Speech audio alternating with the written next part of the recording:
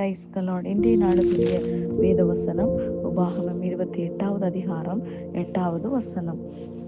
கர்த்தரின் களஞ்சியங்களிலும் நீ கையிடும் எல்லா வேலையிலும் உனக்கு ஆசீர்வாதம் கட்டளையிடுவார். உன் தேவனாகிய கர்த்தர் உனக்கு கொடுக்கும் தேசத்திலே உன்னை ஆசீர்வதிப்பார். அன்புக்குரியவர்களே, இந்த அருமையான காலவெளியிலே உங்களை அருமைநாதர் இயேசு கிறிஸ்துவின் இனிய நாமத்தில் உங்களை வாழ்த்துகிறேன். இன்றைக்கு மே தினமாக மே 1ஆம் தேதி. பாருங்கள், 4 மாதம் நம்மை கிருபையாய் பாதுகாத்து இந்த 5வது மாதத்திலும் கூட கர்த்தர் புதிய நாளை காண கிருபை செய்திருக்கிறார். அது மாத்திரமல்ல, இன்றைக்கு தொழிலாளர் தினம் என்று உலகமெங்கும் கொண்டாடப்படுகிறது. அன்புக்குரியவர்களே, தொழிலாளர்களை ஒரு கனப்படுத்துகிற விதமாய் அது உலக இன்டர்நேஷனல் லெவல்ல அதை அறிவித்து ஒரு வருடங்களும் கொண்டாடி கொண்டிருக்கிறது.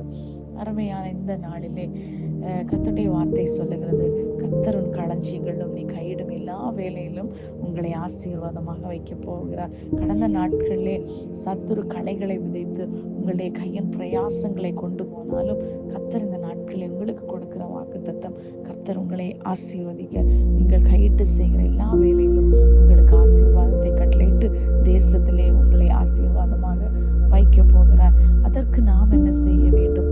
கர்த்தருடைய கட்டளைகளுக்கும் கற்பனைகளுக்கும் கீழ்ப்படிய வேண்டும். கீழ்ப்படியும் போது என்ன சம்பவிக்கிறது? ஏற்ற காலத்திலே தேசத்திலே கர்த்தர் வானத்தின்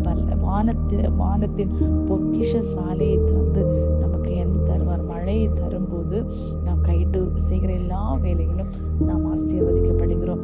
ஆகையால் கர்த்தருடைய வேதம் இப்படியாய் சொல்லுகிறது. ஆனால் இவையெல்லாம் நாம் சம்பவிக்கும் போது நாம் என்ன செய்ய வேண்டும்? நாம் கர்த்தர் தருகிற முதல் எல்லா பொருளாலும் எல்லா விளைவின் முதல் பல்லாலும் கர்த்தரை கனம் பண்ண வேண்டும். அப்பொழுது என்ன சம்பவிக்கிறது? நம்முடைய களஞ்சியங்கள் பூரணமாய் நிரம்ப ஆரம்பிக்கிறது.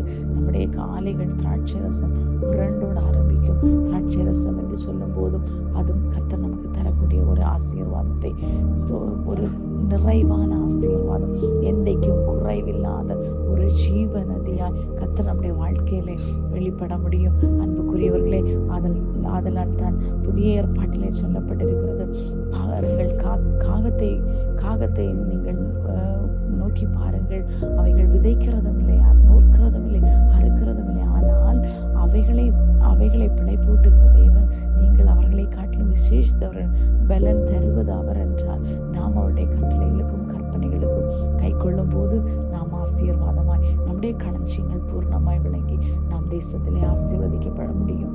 ஆகையால் கர்த்தருக்கு முன்பாக சகலவற்றையும் ஒப்பு கொடுப்போம். கர்த்தர் நம்முடைய களஞ்சியங்களை பூரணமாய் நிரப்புவார்.